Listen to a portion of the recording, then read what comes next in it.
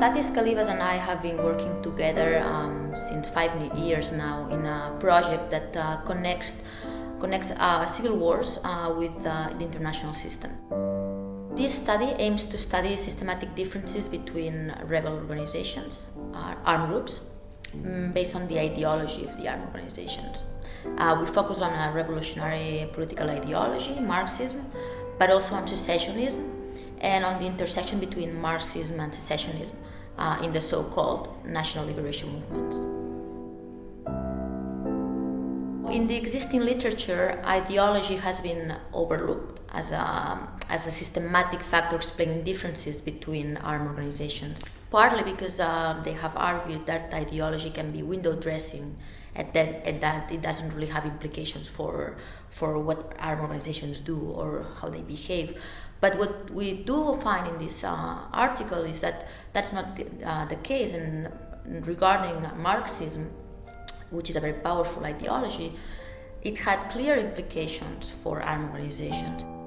In this graph, we can observe that revolutionary socialist movements generate a considerably higher level of battle deaths as compared to other civil wars, as compared to secessionist wars, national liberation movements, and other wars. Similarly, if we compare the duration of the wars, we observe that national liberation and revolutionary socialist movements generate longer wars as compared to secessionist and other type of wars. Once we include external support in our empirical models, we observe that the type of rebels are still a significant variable explaining these patterns of civil war duration, lethality, termination.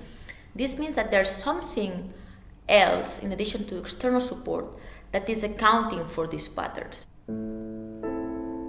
What does the Soviet bloc provide to these insurgent groups? It doesn't only provide funding and assistance, which it does, and it does in a very important way.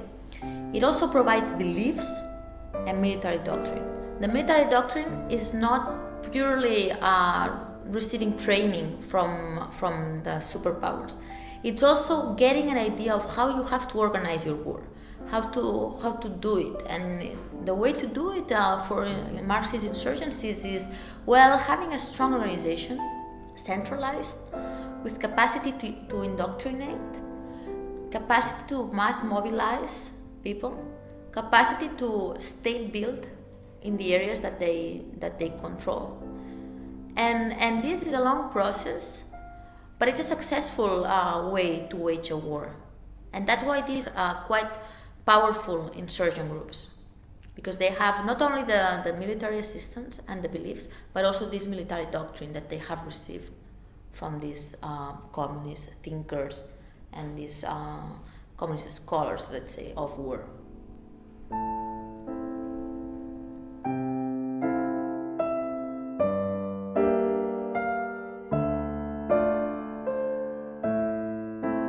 The study shows that political ideology can explain patterns of civil war duration, civil war termination, civil war's lethality, and that sometimes the effect of ideology is not as clear as we would think initially, but when you dig into the dynamics of a civil war, you can find out what's going on.